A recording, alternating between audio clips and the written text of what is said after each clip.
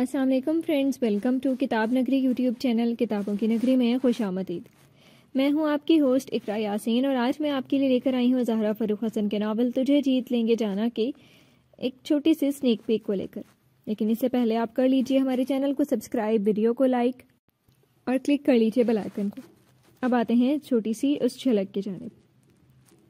अपने बालों को टॉवल से पोंछते हुए वो बेड तक आया और उसने बुत की तरह बेड की तरफ देखती अनम को बहुत सर्द निगाहों से देखते हुए पूछा था, ये शोक किस बात का मना रही हो तुम?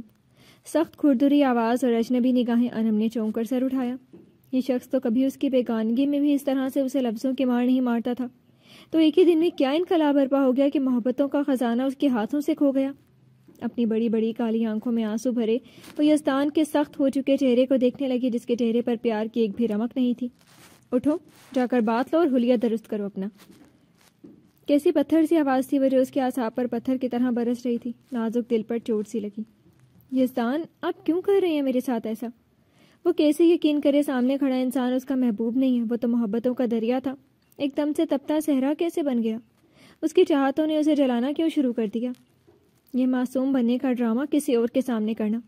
यज़दान खानज़ादा, तुम्हारी मासूमियत के दाम से निकल चुका है। तुम्हारे ये मक्कार आंसू अब मुझे पिघला नहीं सकते।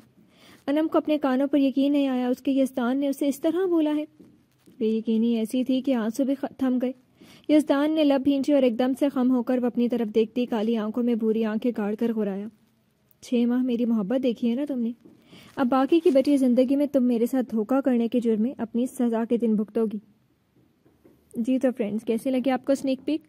मैं उम्मीद करती हूँ कि आपको बहुत पसंद आया होगी। कमेंट सेक्शन में ज़रूर बताइएगा। फिर हाजिर होंगे नावल के एपिसोड के साथ। अब तक के लिए इजाज़त दीजिए। शुक्रिया। अल्लाह हाफिज़।